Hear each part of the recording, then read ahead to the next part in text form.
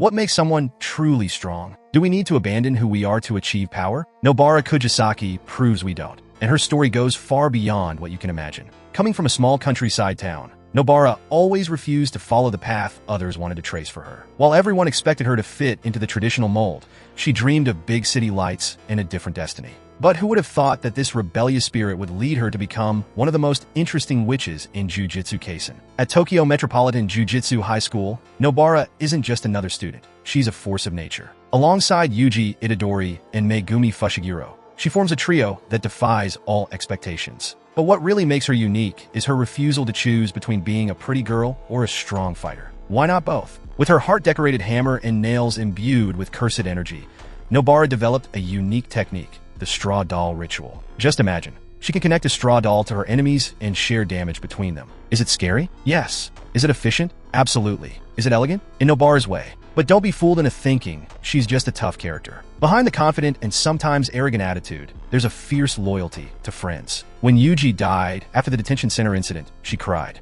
When he came back, she demanded an apology, because that's how family acts, right? And speaking of family, Nobara's story with Saori and Fumi, her childhood friends, reveals a lot about who she is. It was by watching Saori, an outsider in her hometown, that Nobara learned the importance of being authentic. The promise to meet again in Tokyo remains one of her biggest motivations. But the path of a jujutsu sorcerer isn't easy. During the Shibuya incident, Nobara faced her greatest challenge, Mahito. In a moment that made everyone hold their breath, she proved that her true strength lies in her authenticity. Even facing the possibility of death, her last thought was about how the crazy people she met at jujutsu school changed her worldview. What makes Nobara truly special is her ability to grow without losing her essence. Trained by maki zenin, she developed her physical abilities. She learned to use Black Flash, a technique few master. But never, at any moment, did she stop being herself. The girl who loves to dress well and isn't afraid to speak her mind. When Momo Nishimiya tried to justify my zenin's behavior based on gender discrimination, Nobara wouldn't have it.